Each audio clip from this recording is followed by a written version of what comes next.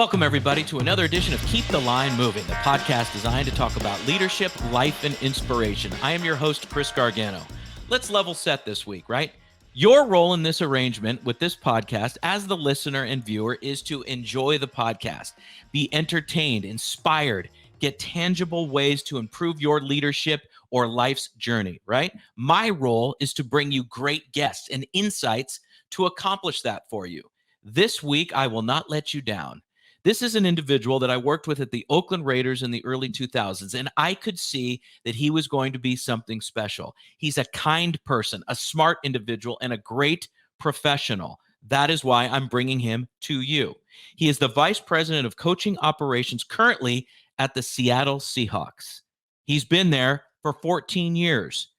He's been part of 10 playoff teams, one championship team, won the Super Bowl, planned and organized 2 Super Bowls, 2 NFC championship games, 1 NFL Pro Bowl, 1 NFL International Series game in London, UK, and 1 NFL International Series game in Munich, Germany. And he's Pete Carroll's right-hand guy. He will explain all the details of his job in addition to how they are preparing for the season ahead. Ladies and gentlemen, our guest this week, Matt Capurro. All right, Matt, talk about, you come across people in your career where you see their face and it just puts a smile on yours. You're one of those people for me. It is great to see you. Your success is not a surprise.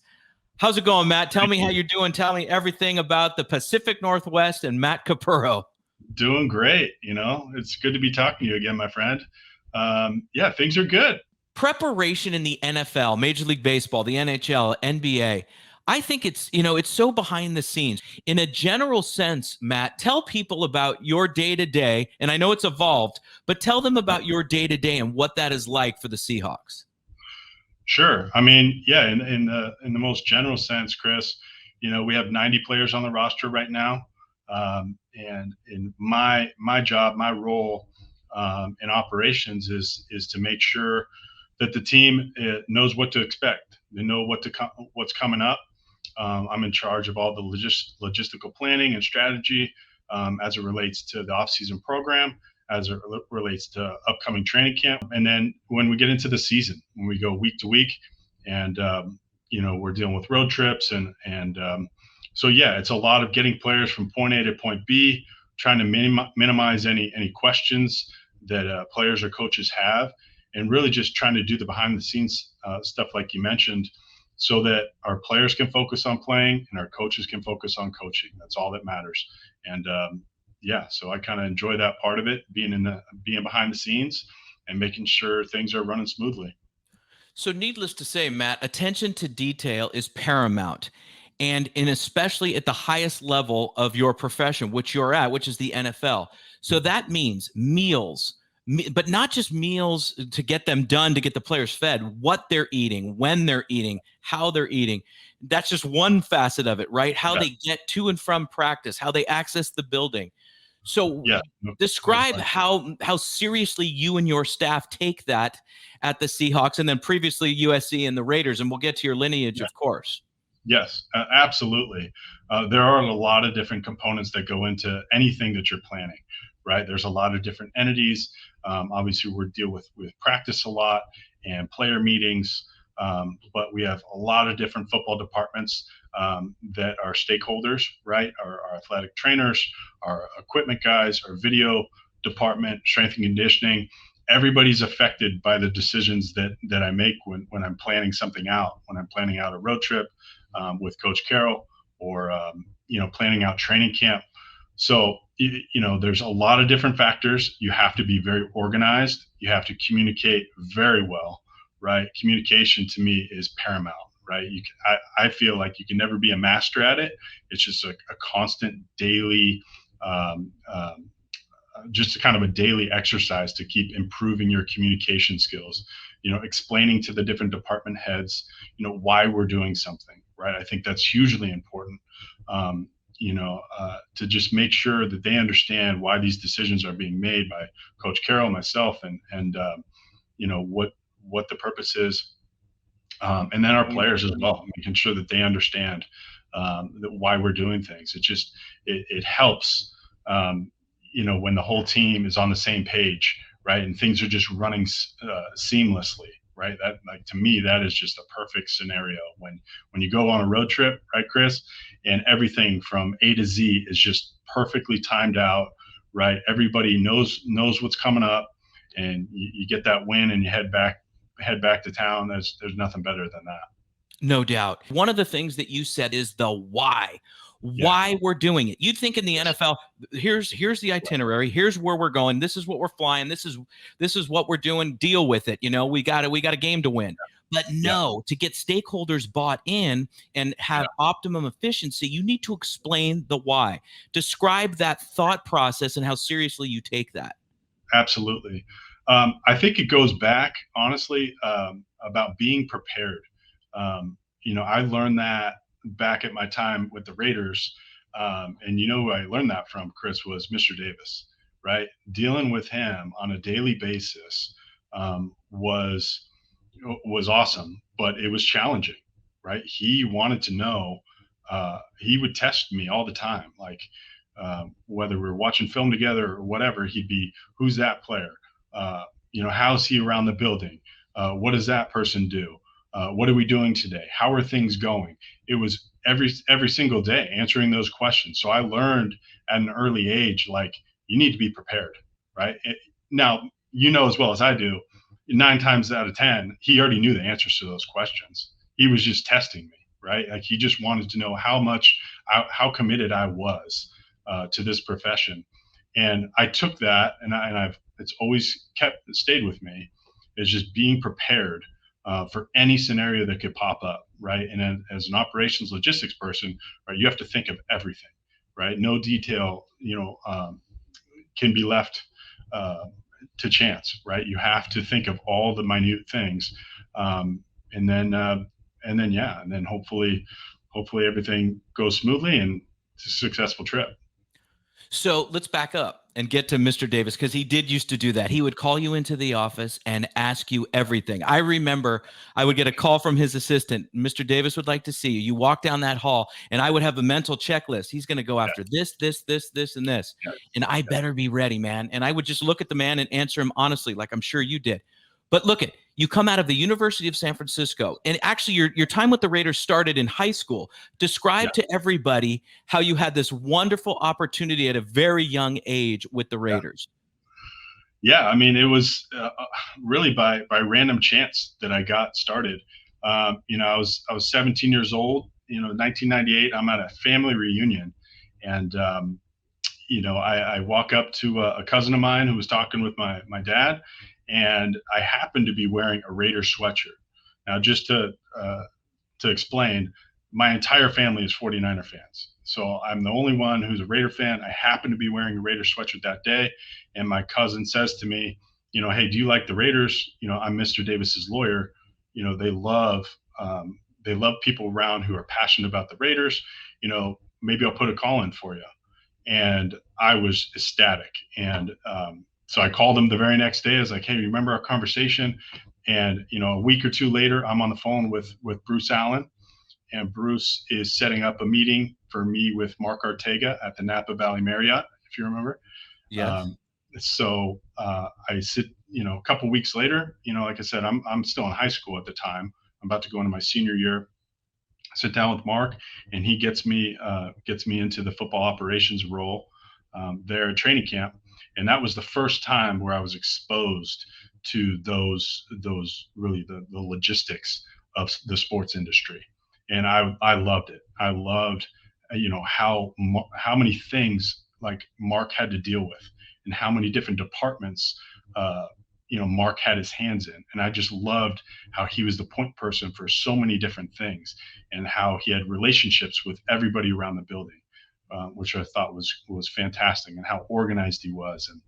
And so I stuck with that. I did that for 5 years, Chris, as a training camp football operations intern. And where things really changed for me was after my second training camp.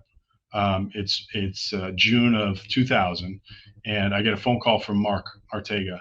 And I remember training camp hadn't started yet, and I remember that phone call. And he said, Mr. Davis is looking for a personal camp assistant. I've recommended you to him. I think that you can handle it. What that means is you're on call for Mr. Davis, whatever he needs. Yeah, back then we had practice tapes, right? It wasn't digital, so somebody had to take the practice tapes to him. Getting his lunch, getting his dinner.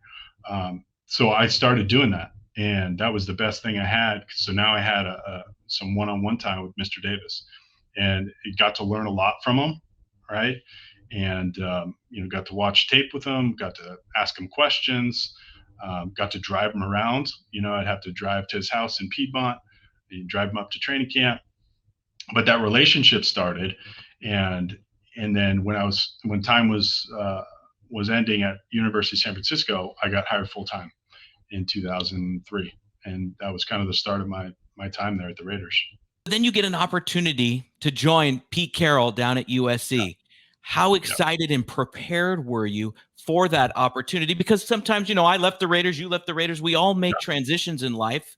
So this is no disrespect to that franchise. It was an opportunity with Coach Carroll. What was that like at that moment? No doubt. I felt good about it in terms of what I knew logistically, how to communicate, understanding what the role of football operations was. I didn't know anything about the NCAA, right? I was only in the NFL, so that was new to me.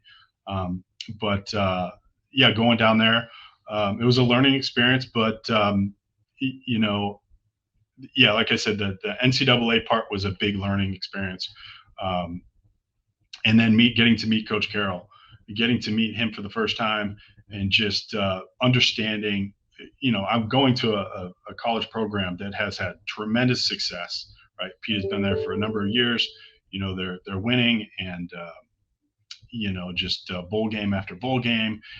So I felt like I had some big shoes to fill, and I had to learn Pete.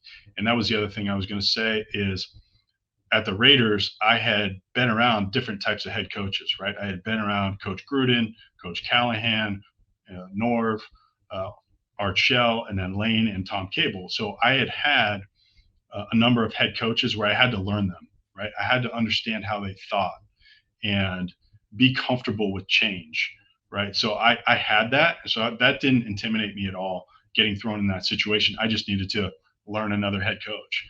And, but yeah, you're right. Getting to meet Pete down there for the first time and understand how that operation was going down there at USC was something pretty special to see firsthand. And before we dive into your relationship with Coach Carroll, you mentioned all those other head coaches, Norv, Art, Lane, Tom Cable, Coach Gruden, Callahan. Not everybody could do what you did, meaning like you're in an integral role, having to absorb the personality and the methodology of these head coaches. What do you think about you that enabled you to adapt to different ways of doing practice, different ways of traveling, different ways of meeting? How did you, not everybody could do that because, you're trying to impress, you're a young guy, but you were able to adapt not just once, but all those times. How did you do it? Yeah, I think there's a savviness to that, there's a little bit of some instincts that you have to have. But I've always enjoyed that, just to kind of understand, what the thinking is behind, Norv and how he goes about designing his practices and why he's doing what he's doing leading up to games and how he handles his team meetings. And I asked a lot of questions, and then just very, very observant. And I wanted to do things the way they wanted to do it, right? So I was committed to changing the way that I had learned it before, and then I got to relearn it. And then the other thing is I really wanted to protect those guys, right? Like, yeah, I was an employee of the Oakland Raiders, correct, but like I wanted those guys to succeed in the worst way, right? So I was doing everything I could to make sure that Norv and Art and Lane and those guys could succeed, because that's what we all wanted. So I was very protectful of those guys. And as you get firsthand look on what those guys have to deal with, I'm talking head coaches, Chris, on a daily basis. Man, it is extraordinarily complicated profession.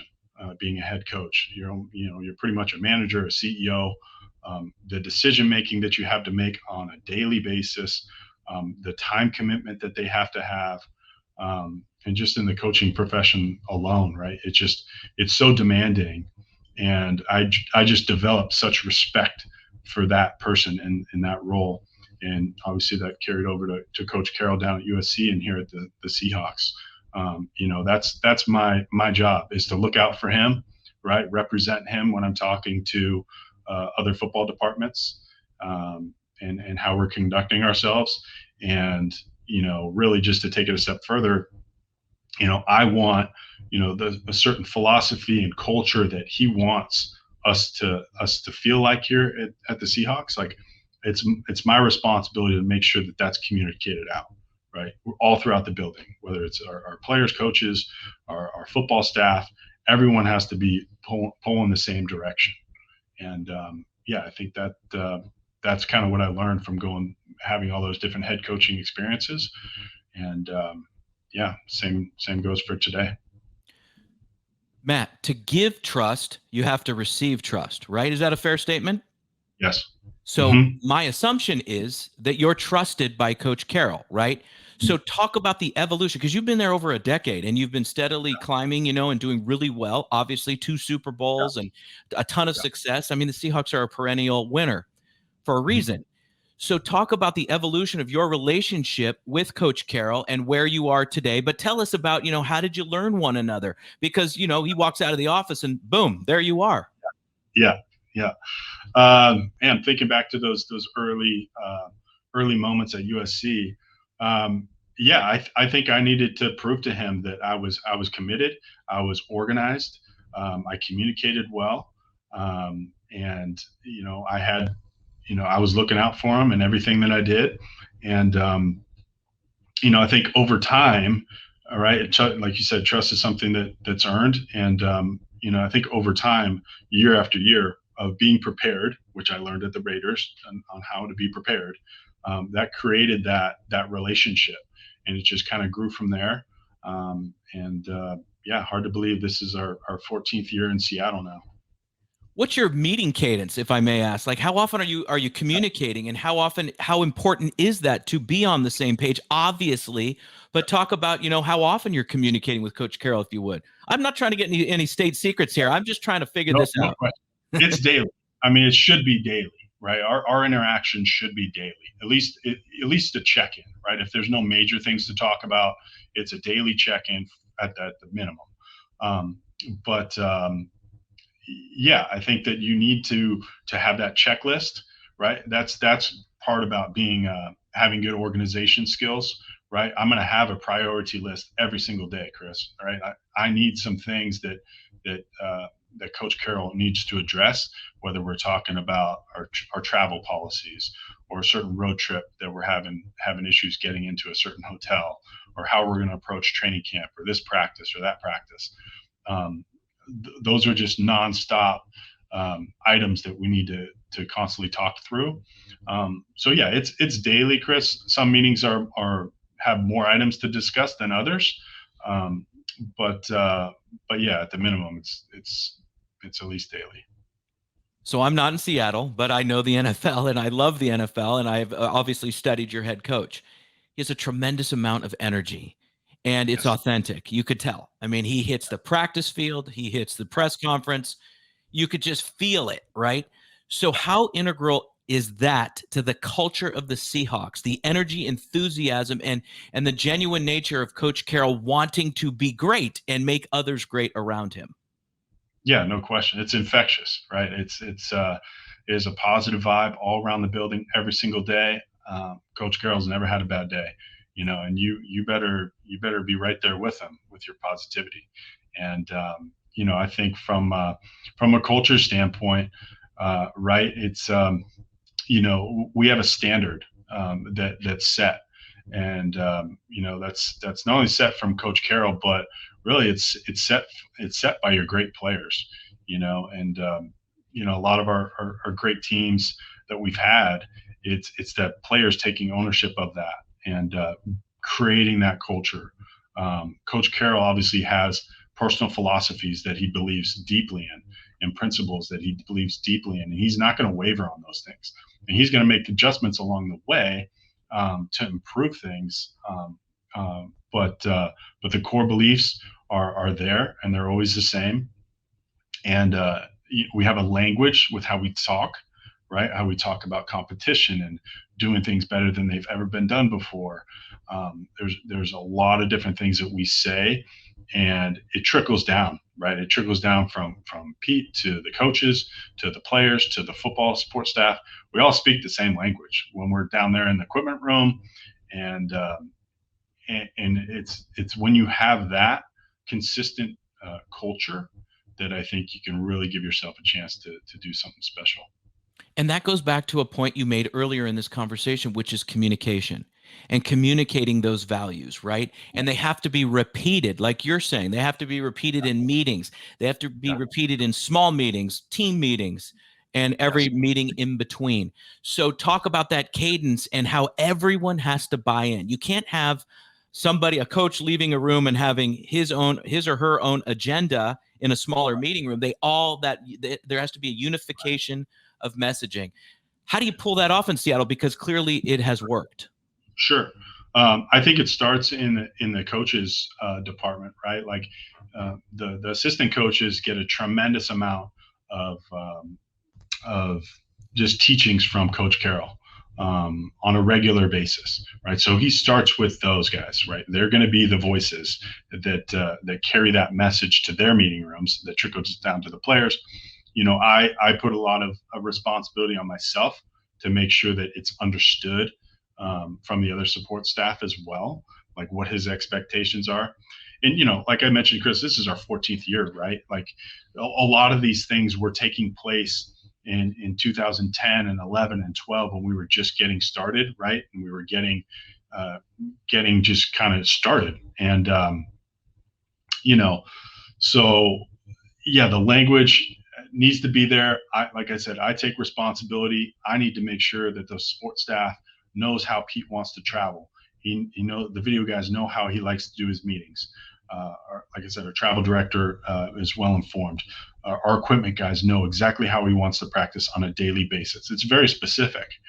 And so those things were kind of talked about early on, and then we just kind of fine tune them every single year. But yeah, it's hugely important.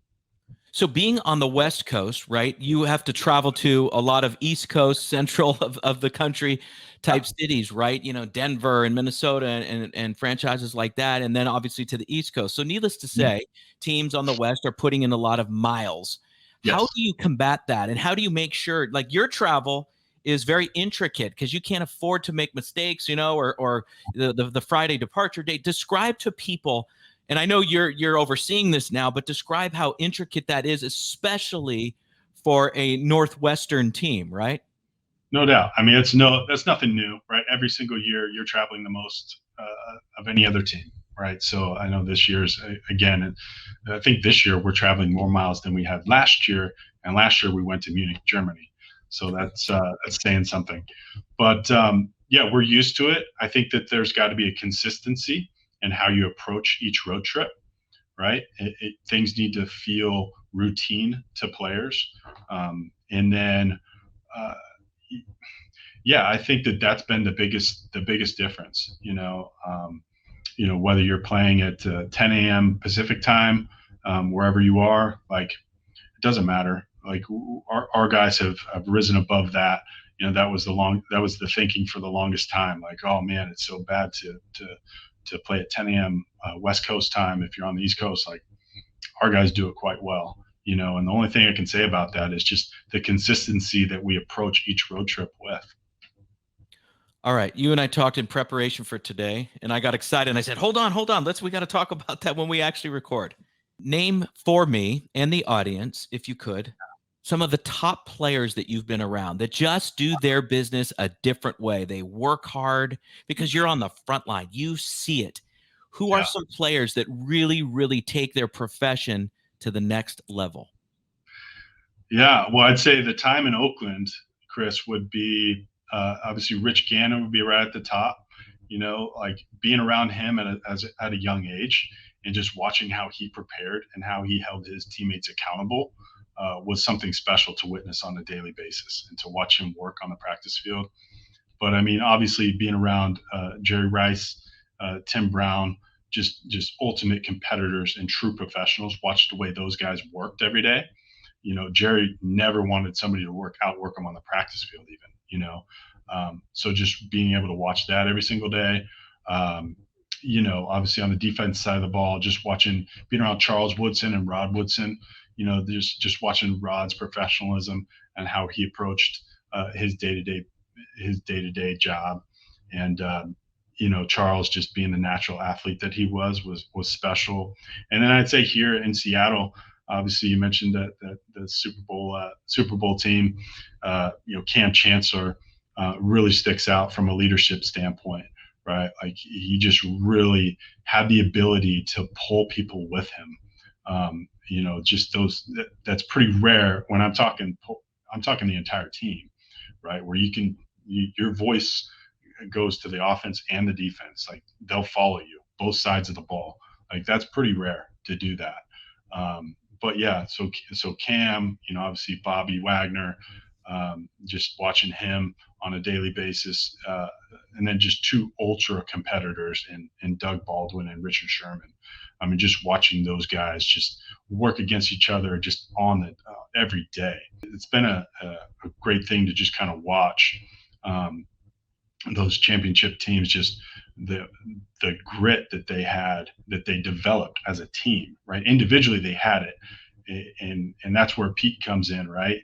Coach Carroll comes in to how can I make my team more gritty, and how can I make this team a championship team?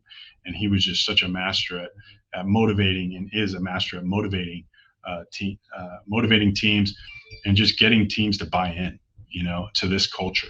And I think that that's really what sets you apart, Chris. Is just, there's an understanding when guys get here. Guys, they understand it's a fun place to be, first and foremost, right? Like you can't help but just the positivity that's going around the building. It's a place they like coming to. And then, the other thing with that too, Chris, would be providing an environment where these guys can maximize their talent, right? Just maximize everything that their potential. And we all play a role in it, right? It's not just the coaches and the players. No, it's the athletic trainers and the equipment guys and the video guys. We're all trying to help everyone be their best, right? So we're all going to go out of our way to help this one player, or it doesn't matter who it is, right? Like they need assistance. Everybody needs a little bit of extra help to try to get the most out of you. And I think that's what we've kind of developed here, is just an environment that just kind of puts that out. Awesome. All right, we're going to conclude with the all-star moments. These are rapid fire, okay? Yeah. How do you deal with adversity? Poise. Like I'm a big believer, Chris, like in this role, I've learned that I need to be poised, right? When things happen, or adverse situations, and they do happen.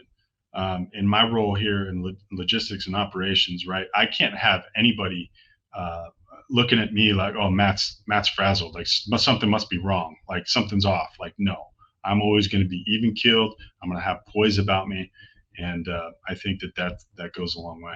How do you give yourself fuel? Have a conversation with Coach Carroll. if I'm need a little extra motivation, a little energy, just walk right down the hallway to Coach Carroll, and I'll come out feeling pretty good. Great answer. What does never giving up mean to you? That is resiliency, perseverance. That's an aspect of grit, if you ask me. Right? You should always believe that you have a chance, right? And as it relates to football, these great championship teams that I've been around always believed, no matter what. You could be down multiple scores in the NFC Championship game and fight your way back, and throw a game-winning touchdown in overtime, and you're going back to the Super Bowl. Mm-hmm. What is the value of collaboration? Ooh, I think that is tremendously important in my role, right? Just making sure that everybody's on the same page. I never want somebody to just be left out and they're not quite sure what's going on. So communication, collaboration in the sports industry, and specifically in the sports staff, is hugely important. You're the vice president of coaching operations at the Seattle Seahawks. You hire people.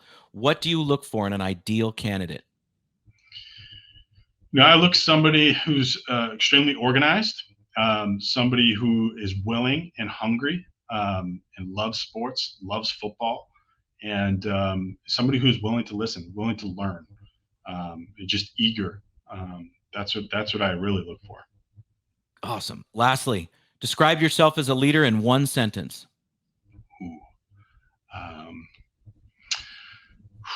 I'd say, let's see, a leader has to be a motivator. You have to have empathy. You have to be a great listener, and you have to be able to pull people with you. Perfect. This has been a pleasure. An absolute you hit it out Great. of the park, my friend. Yeah, Chris, I'll just say, I'm really fired up for what you're doing. I think it's great. I think you're doing great. It was great visiting with you, my friend. It's been too long. It has been too long. Matt, you're the best. You really are. And we thank Matt very much for being on the show. And my number one takeaway is a familiar one. It's listening. How many times did Matt say, I just listened? His time spent with Al Davis, whether in the car or in his den or on the practice field or in a meeting room watching tape, he was listening about players, the National Football League, the Raiders. Then he goes to USC in Seattle with Coach Carroll to establish their culture. He's listening to the way in which Coach Carroll wants to run practice or have a meeting or team meals, anything. The intricate details of the National Football League. He's listening on how to be the best. We appreciate Matt Capurro very much for being on the show. I appreciate you. We will see you next week. Thank you, everybody. Have a great week, and we'll see you next time on Keep the Line Moving. We thank you for listening to Keep the Line Moving. We would love it if you subscribed or left a review. For more podcast episodes, check out our YouTube page. If you'd like to work with the Gargano Leadership Group, check out our website. This has been a GLG production, copyright 2023. For our podcast producer, Paul Salazar, and our marketing coordinator, Savin Narwal. Have a great week, everyone.